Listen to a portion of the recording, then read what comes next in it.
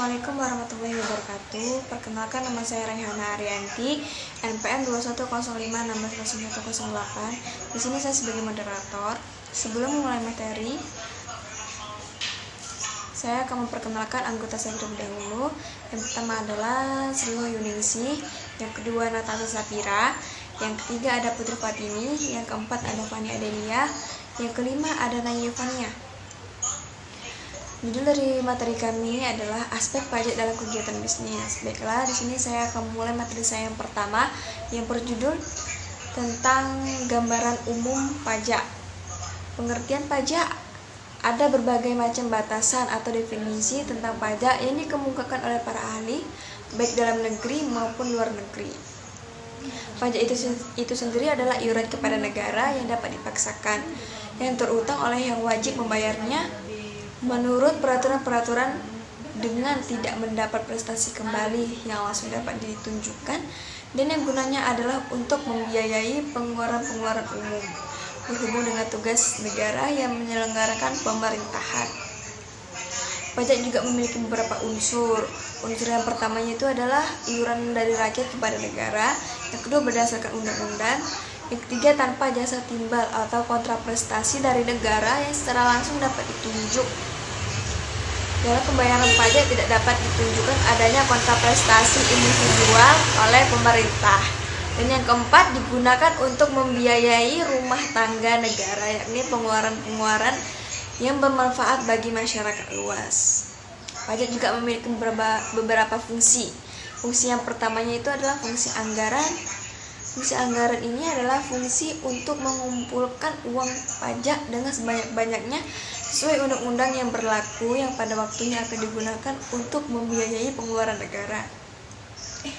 Yang kedua, fungsi mengatur. Fungsi ini adalah fungsi di mana pajak-pajak akan digunakan sebagai alat untuk mencapai tujuan tertentu yang letaknya di luar bidang keuangan.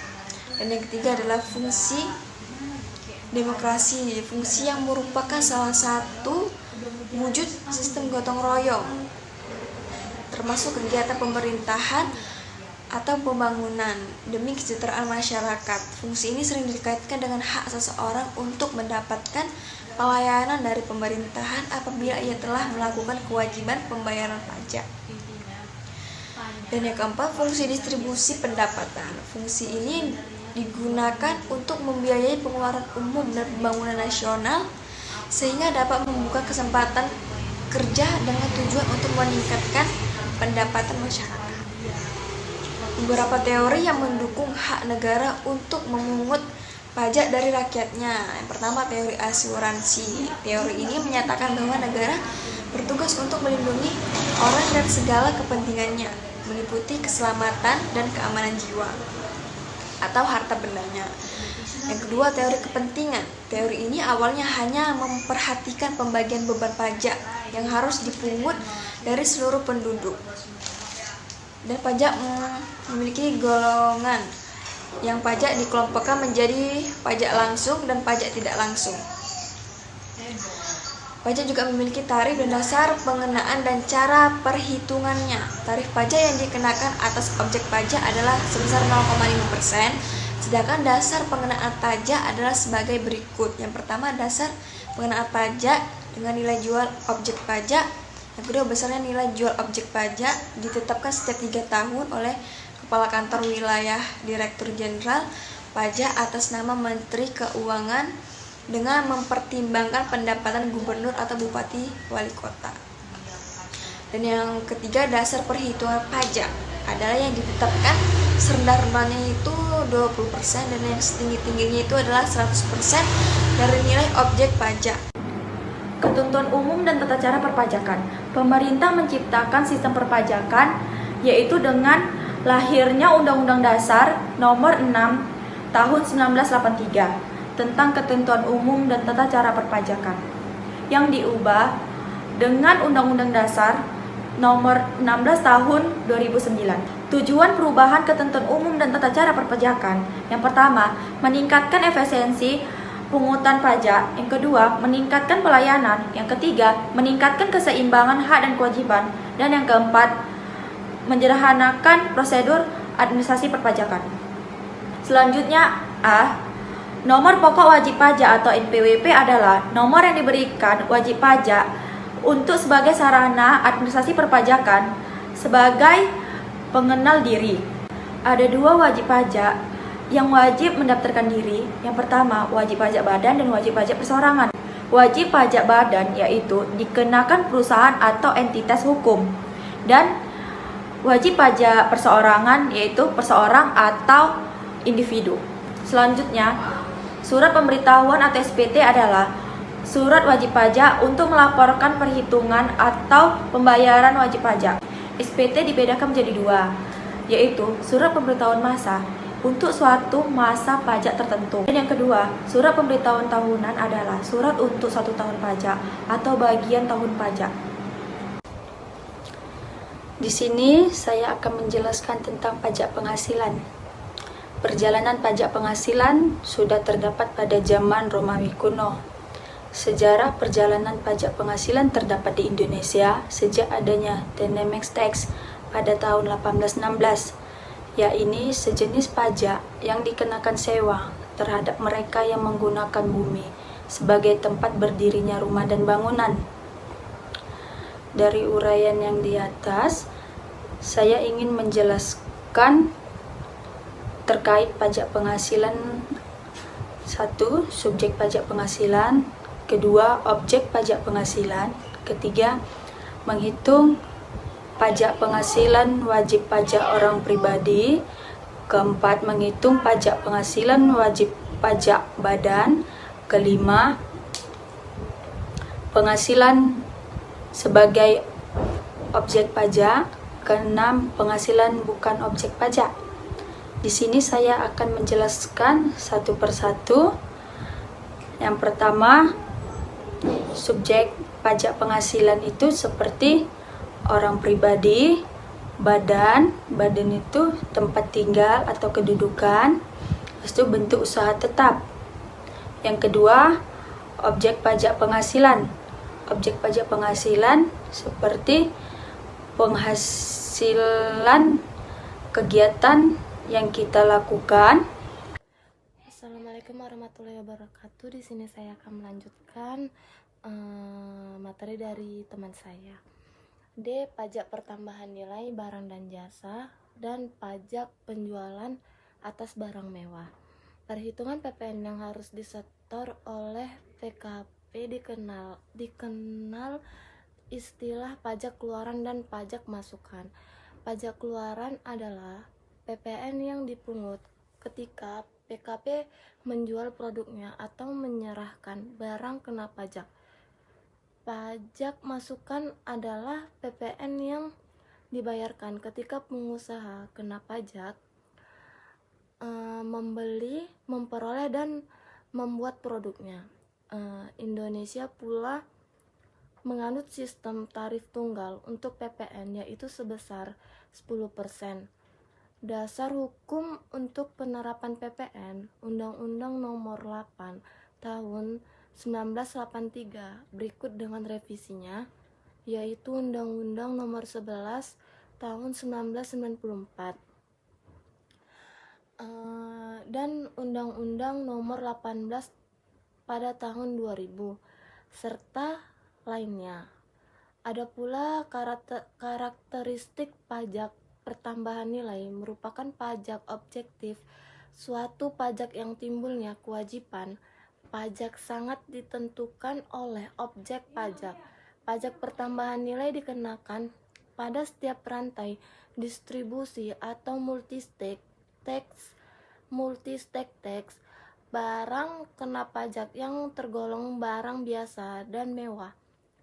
Pihak yang melakukan pemungut pajak pertambahan nilai adalah pengusaha yang berstatus sebagai pengusaha kena pajak.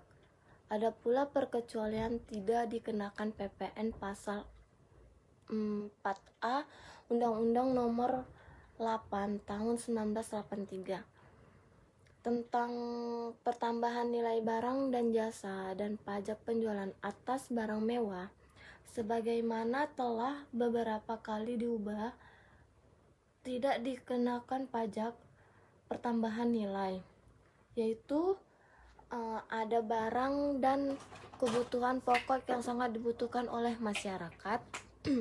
Yang kedua, barang hasil pertambangan atau hasil pengeboran yang diambil langsung dari sumbernya. Dan terakhir, uang, emas batangan, dan surat-surat berharga. Assalamualaikum warahmatullahi wabarakatuh. Perkenalkan, nama saya Fana Delia, NPM 2105160123. Nah, di sini saya akan menjelaskan atau melanjutkan dari teman-teman saya, yaitu bagian E, biaya perolehan hak atas tanah dan bangunan. Apa-apa saja sih isi materi tersebut? Yang pertama itu ada pengertian BPHTB, yang kedua itu ada subjek dan objek BPHTB, yang ketiga itu ada syarat BPHTB, yang keempat itu ada ketentuan BPHTB, yang kelima itu ada dasar hukum BPHTB, yang keenam itu ada nilai perolehan objek pajak tidak kena pajak atau NPOP-TKP, yang ketujuh itu ada cara menghitung tarif pajak. Pengertian dari BPHTB ialah perolehan hak atas tanah dan bangunan adalah perbuatan atau peristiwa hukum yang mengakibatkan diperolehnya hak atas tanah dan bangunan oleh orang pribadi atau badan. Yang kedua itu ada objek BPHTB, objek dan subjek BPHTB. Objek BPHTB dalam pasal 2 Undang-Undang BPHTB, yang menjadi objek BPHTB adalah perolehan hak atas tanah dan bangunan. Subjek BPHTB yang menjadi subjek BPHTB adalah orang pribadi atau badan yang memperoleh hak atas tanah dan bangunan. Yang ketiga itu ada syarat BPHTB. Ketika seseorang melakukan jual beli tanah atau tanah berikut bangunannya, maka berikut persyaratan BPHTB yang harus dipenuhi. Yang pertama itu ada surat setoran pajak daerah atau SSPD.